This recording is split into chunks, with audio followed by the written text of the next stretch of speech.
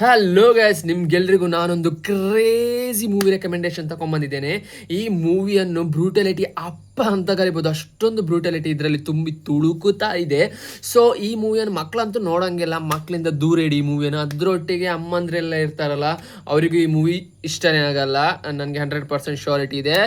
But ಯಾರೆಲ್ಲ use ಇದ್ದಾರೆ, teenagers ಮತ್ತು ಒಂದು ಮಿಡಲ್ ಏಜ್ ಅವ್ರಿಗೆಲ್ಲ ಈ ಮೂವಿ ಇಷ್ಟ ಆಗ್ಬೋದು ನನ್ನ ಪ್ರಕಾರ. ಯಾರಿಗೆಲ್ಲ ತುಂಬ ರಕ್ತ, ತುಂಬ ಕಡಿಯೋದು ಬಡಿಯೋದು ಬ್ರೂಟಲಿಟಿ ಇಷ್ಟ ಆಗಲ್ಲ, ಈವಲ್ಸ್ ಇಷ್ಟ ಆಗಲ್ಲ, ಸೊ ಅವ್ರಿಗೆ ಈ ಮೂವಿ ಚೂರು ಇಷ್ಟ ಆಗಲ್ಲ. ಸೊ ಈ ಮೂವಿಯಿಂದ ದೂರ ಇಡಿ. ಬಟ್ ಯಾರಿಗೆ ಇದೆಲ್ಲ ಇಷ್ಟ, ಬ್ರೂಟಲಿಟಿ ಇಷ್ಟ, ನೀವು ಮಾರ್ಕೊ ನೋಡಿದ್ರೆ ಅದನ್ನು ನೋಡಿ ನೀವು ಹೇಳಿರ್ಬೋದು ಎಂಥ ಬ್ರೂಟಲಿಟಿ ಇದೆ ಅಂತ.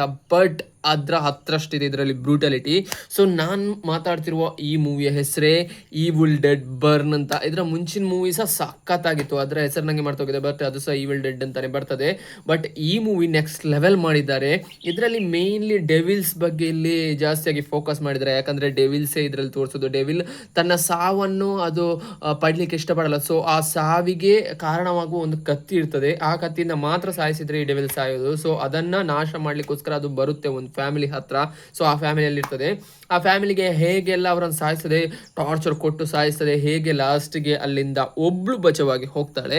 ಸೊ ಅವಳು ಹೇಗೆ ಬಚಾವಾಗಿ ಹೋಗ್ತಾಳೆ ಅದೇ ಈ ಮೂವಿ ಸ್ಟೋರಿ. ಬಟ್ ಎಲ್ರಿಗೂ ಎಷ್ಟೊಂದು ಸಫರ್ ಮಾಡ್ತಾರೆ, ಬಟ್ ಬ್ರೂಟಾಲಿಟಿಗೆ ಏನೂ ಕಮ್ಮಿ ಮಾಡಿಲ್ಲ. ನಿಮಗೆ ಇದು ಇಷ್ಟು ತೋರಿಸ್ಬಾರ್ದು ಅಂತ ಅವ್ರು ಥಿಂಕೇ ಮಾಡಿಲ್ಲ, ಎಲ್ಲದನ್ನು ಇದರಲ್ಲಿ ತೋರಿಸ್ಬಿಟ್ಟಿದ್ದಾರೆ. ಸೊ ನೆಕ್ಸ್ಟ್ ಲೆವೆಲ್ ಮೂವಿ, ನೀವು ನೋಡಬೇಕಾದ್ರೆ ಹೋಗಿ ನೋಡಿ ಈವಿಲ್ ಡೆಡ್ ಬರ್ನ್ ಅಂತ. ಈ ವಿಡಿಯೋ ಇಷ್ಟದ್ರೆ ಲೈಕ್ ಶೇರ್ ಮಾಡೋದನ್ನು ಮರಿಬೇಡಿ. ಮತ್ತೆ ಇಂಥದ್ದು ವಿಡಿಯೋ ನೋಡ್ತಿರ್ಲಿಕ್ಕೆ ನನ್ನ ಚಾನಲ್ ಸಬ್ಸ್ಕ್ರೈಬ್ ಮತ್ತು ಬೆಲ್ ಐಕಾನ್ ಕ್ಲಿಕ್ ಮಾಡಿ.